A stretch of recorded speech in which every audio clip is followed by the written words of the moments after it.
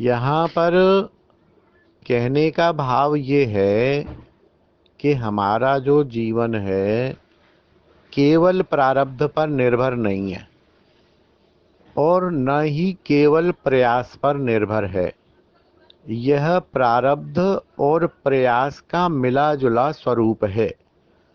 मान लीजिए आपका प्रारब्ध किसी विषय में खराब है तो दूसरे विषय में आप प्रयास करके दूसरे विषय में आप अपने सुख को, दुख को या उद्देश्य को प्राप्त कर सकते हो। जैसे उदाहरण मानिए कि आपके प्रारब्ध में संतान नहीं है, तब एक तरीका यह है कि संतान हो, संतान हो, संतान हो, संतान हो, इसी में भटकते रहें और प्रारब्ध से छेड़छाड़ करते रहें। दूसरी लाइन आप ये खींच सकते हैं कि किसी अपने ही परिवार के पुत्र को संतान की तरह से हैंडल करते रहें। अरे भाई इसकी पढ़ाई का खर्चा मैं दूंगा, इसके लिए कपड़े मैं दूंगा, अरे भाई ये मेरा ही पुत्र है। इस प्रकार आप पुत्र सुख प्राप्त कर सकते हैं। और चाहें तो आप किसी को गोद लेके पुत्र सुख प्राप्त कर सकते हैं। तो प्रारब्ध में पुत्र नहीं है और इसके लिए रोते रहने की बजाय, प्रारब्ध के पुत्र नहीं को तो नहीं बदल सकते हैं, लेकिन यदि आप प्रयास करें तो पुत्र सुख प्राप्त कर सकते हैं। मेरे कहने का भाव ये है।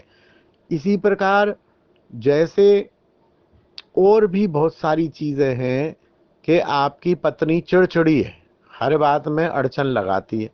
अब आप इसी बात को रोते रहें, रोते रहें, रोते रहें, तो इससे तो काम बनेगा नहीं। यह आपकी किस्मत ही है, या आपका कोई पिछले जन्म का दुष्कर्म है कि आपको चिड़चिड़ी और अड़चनानंद जैसी पत्नी मिली। तो उसमें रोने से तो कोई काम बनेगा नहीं। उसको स्वीकार करिए और जो पत्नी से आपको अपेक्षाएं हैं, भोजन की है, वस्त्र की है, किसी भी प्रकार से उसको आप पूरा करिए। कुछ दूसरी व्यवस्था देखिए, कहीं ना कहीं उसका समाधान आप कर सकते हैं खाली रोने की बजाय। मेरे कहने का भाव ये है। और व्यवस्थाएं हो जाती हैं, होती हैं, सब होती हैं। और सामान्य इसका नियम यही है कि वैकल्पिक व्यवस्था करिए।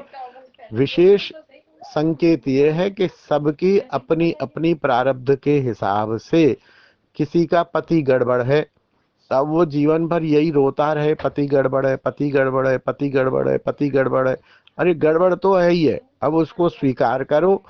और पति से जो जो अपेक्षाएं हैं, ठीक है कुछ अपेक्षाएं पति से ही पूरी होती हैं, दूसरे से नहीं हो सकती हैं, तो लेकिन उनके अलावा जो और 200 अपेक्षाएं हैं, धन चाहिए तो धन के लिए करिए, भाई से संबंध बना के रखिए, अपने जो पति के दूसरे लोग हैं उनसे रखिए, पुत्र से करिए, आप स्वयं नौकरी करिए, स्वयं धन की व्यवस्था करिए, स्वयं आश्रय की व्यवस्था करिए। कुछ न कुछ आप अवश्य एक लाइन खड़ी कर सकते हैं। और ऐसे उदाहरण दुनिया में हैं कि जिन्होंने व्यवस्थाएं कर ली।